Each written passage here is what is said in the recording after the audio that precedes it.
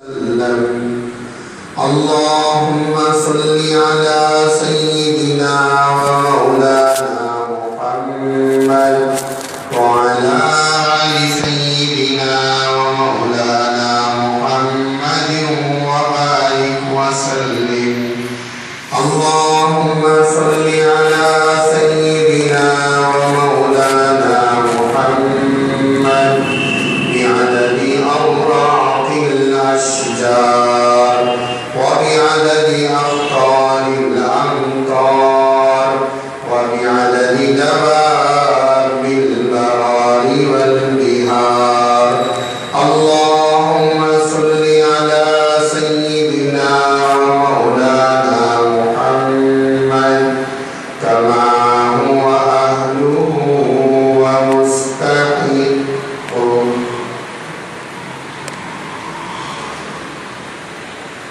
محترم المقام، قابل احترام حضرات سامعین کرام، بزرگان دین، السلام علیکم ورحمۃ اللہ وبرکاتہ. گزشتہ جمعہ میں نے آپ حضرات کے سامنے امام الانبیاء، محبوب کبریاء، تاجدار مدینہ، احمد مجتبیٰ، محمد مصطفیٰ، سرور کونین، جناب محمد رسول اللہ صلی اللہ علیہ وسلم سے محبت کے تقاضے کے عنوان پر گفتگو کیا تھا. چونکہ اس دنیا کے اندر اللہ تبارک و تعالی انسان کو ایمان جیسی عظیم الشان نعمت سے سرفراز کرنے کے بعد اس ایمان والے پر چند اصول، قوانین اور ضوابط کو لاگو کیا ہے کہ اس کے مطابق ہی مسلمان کو زندگی گزارنا پڑتا ہے. اگر اللہ کے اس کہنے کو مسلمان یا ایمان والا نہیں مانتا تو اس پر اللہ تبارک و تعالیٰ کی پکڑ بھی ہوتی ہے. اللہ تبارک و تعالیٰ میدان محشر میں اس کو اس سلسلے سے سوال بھی کرتے ہیں. اسی لیے ہر مسلمان کو چاہیے کہ ایمان والوں پر اللہ تبارک و تعالیٰ نے جن قوانین کو، جن فرائض کو لاگو کیا ہے اس پر عمل پیرا ہو کر زندگی گزارنا چاہیے. اسی طرح ایمان والے کا ایک قانون، ایمان والے پر اللہ کا یہ ضابطہ اور اللہ کے نبی علیہ السلام کی تعلیم ہے کہ ایمان والا ہمیشہ پاک صاف رہتا ہے. اس کا ظاہر بھی پاک ہونا چاہیے، اس کا باطن بھی پاک ہونا چاہیے، اس کا اندرون بھی پاک ہونا چاہیے، اس کا بیرون بھی پاک ہونا چاہیے. وہ اندر اور باہر ایک دم پاک صاف رہے. زمانہ جاہلیت کے اندر جب اللہ تبارک و تعالیٰ نے آپ علیہ السلام کو نبوت سے سرفراز فرمایا، اس سے پہلے انسانوں کے اندر عجیب و غریب برائیاں چھا چکی تھیں. دن گزر جاتے، غسل نہیں کیا کرتے تھے، پیشاب کھڑے ہو کر کوئی کرتے، جب پیشاب کرتے تو اس کو پاک صاف بھی نہیں کرتے، ہمیشہ گندگی کی حالت میں رہا کرتے تھے. جب اللہ تبارک و تعالیٰ نے آپ کو نبوت عطا فرمائی، اس کے بعد آپ علیہ السلام کی خدمت میں صحابہ فوج در فوج آ کر اسلام قبول کرتے رہے، اور صحابہ کرام کا ایک بہت بڑا اندر آتے تو ان سے پسینے کی بدبو نکلا کرتی تھی۔ چونکہ گرمی کا بھی موسم تھا، وہاں پر پانی کی بھی قلت تھی، تو حضرات صحابہ اکرام کو اللہ کے نبی علیہ السلام نے فرمایا، اے میرے پیارے صحابہ، پانی کی قلت ہے، کم از کم جمعہ تو بھی آپ غسل کر لیجئے گا، پانی نہا کر آئیے گا، مسجد کے اندر تشریف لائیے۔ چونکہ گرمی کا عالم ہے، لوگوں کا ایک بہت بڑا مجمع ہوتا ہے اور آپس میں انسانوں کی بھی گرمی ہوتی ہے اور اس سے پسینہ نکلتا ہے، اس سے بدبو ہوتی ہے۔ مسجد فرشتوں والا ماحول ہے جس سے فرشتوں کو بھی تکلیف ہوتی ہے اور آپس میں ایک دوسرے کو بھی تکلیف ہوتی ہے، لہذا نہا کر آئیے گا، اور جب آپ استنجا کرتے ہو تو پانی کی سہولت ہو تو آپ دھو لیجئے گا، ورنہ تو ڈھیلے کا استعمال کیجئے۔ اللہ کے نبی علیہ السلام نے خود کو اور صحابہ کو پاک صاف رہنے کی تعلیم دی، اور اسی جگہ پر فرمایا الطہور شطر الایمان، پاک صاف رہنا یہ ایمان کا جز ہوتا ہے۔ بعض علماء نے یوں ترجمہ کیا کہ پاکی صفائی آدھا ایمان ہے، نہیں، پاک صاف رہنا، پاکی صفائی آدھا ایمان ہوتا ہے۔ ہمیشہ مسلمان پاک رہے، ظاہر بھی پاک ہو، باطن بھی پاک ہو، جب ضرورت سے فارغ ہو تو پاک صاف، قضائے حاجت سے فارغ ہو، غسل کرے تو پاک صاف رہے۔ اس دور کے اندر وہ لوگ ڈھیلے اس لیے استعمال کیا کرتے تھے کہ اس وقت پانی کی بہت قلت تھی، اس لیے اللہ کے نبی علیہ السلام نے ڈھیلوں کا استعمال کرنے کو کہا۔ چند حضرات صحابہ اکرام رضوان اللہ تعالی علیہم اجمعین مل کر آپ علیہ السلام کی خدمت میں آئے، آ کر عرض کرنے لگے، یا رسول اللہ، ہمارا کام سمندر میں ہوتا ہے، ہم کشتی میں سوار ہو کر جاتے ہیں، یا رسول اللہ، جاتے وقت سفر کے اندر ایک مشکیزے میں ہم پینے کے لیے پانی رکھتے ہیں، اب ہم کو نماز پڑھنے کی ضرورت پڑتی ہے، نماز کے لیے وضو کا ہونا ضروری ہے، وضو کے لیے اگر ہم وہ پانی استعمال کریں گے تو پینے کے لیے پانی میسر نہ ہوگا، یا رسول اللہ، اب اس حالت میں ہم کیا کریں؟ شاید یہ سوال صحابہ نے اس لیے کیا ہو، سمندر کا پانی کھارا ہوتا ہے، نمکین ہوتا ہے، کڑوا کسالہ ہوتا ہے، اس پانی سے وضو درست ہے یا نہیں ہے، صحابہ کو اس بات کا علم نہیں تھا، اس لیے اللہ کے نبی علیہ السلام کے پاس آ کر صحابہ عرض کر رہے، سوال کر رہے، پوچھ رہے، یا رسول اللہ، پانی سے ہم وضو کرنا، ہمارے پاس پینے کے لیے قلیل مقدار میں پانی ہوتا ہے، اب ہم کیا کریں؟ تو اللہ کے نبی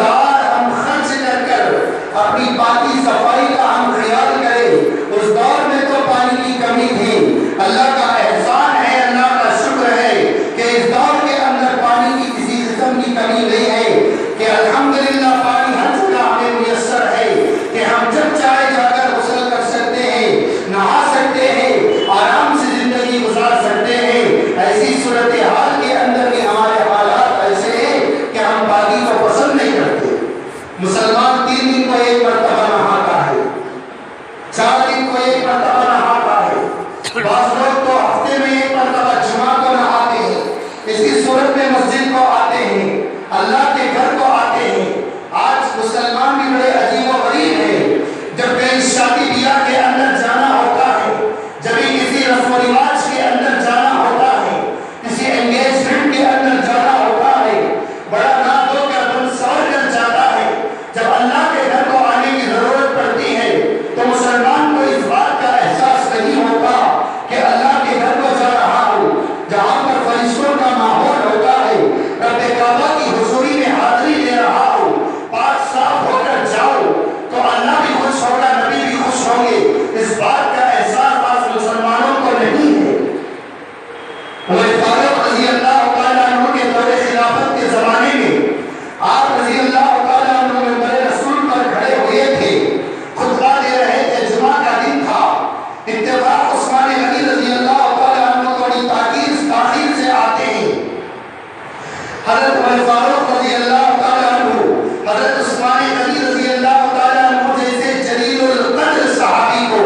اسی پر روک کر وہاں پر تانا دیتے ہیں، اور وہیں سے حضرت عمر فاروق رضی اللہ تعالیٰ عنہ حضرت عثمان غنی رضی اللہ تعالیٰ عنہ سے کہتے ہیں کہ عثمان، کیا یہ وقت ہے جمعہ کو آنے کا؟ خطبہ دیا جا رہا ہے، آپ جمعہ کو آ رہے ہیں، کیا یہ وقت ہے کہ اللہ کے نبی نے یہی تعلیم دی تھی؟ تو حضرت عثمان غنی رضی اللہ تعالیٰ عنہ نے عرض کیا، یا امیر المؤمنین، اے عمر فاروق، جیسے ہی اذان ہو گئی میں کاروبار سے فارغ ہو گیا، آ رہا تھا، راستے میں کسی سے ملاقات تھی، آتے آتے میرا یہ وقت ہو گیا کہ اس وقت میں مسجد میں حاضری دیا۔ تو عمر فاروق رضی اللہ تعالیٰ عنہ نے فرمایا، اے عثمان، آپ کے الفاظ سے لگتا ہے کہ آج آپ نے غسل بھی نہیں کیا ہے، غسل کیے مگر آپ نے مسجد کو آ گئے۔ تو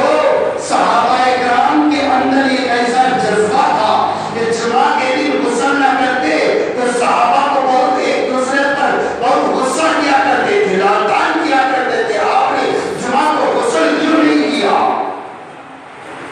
دلی پانی کی قلت کے زمانے میں تو آج ہمارے پاس پانی موجود،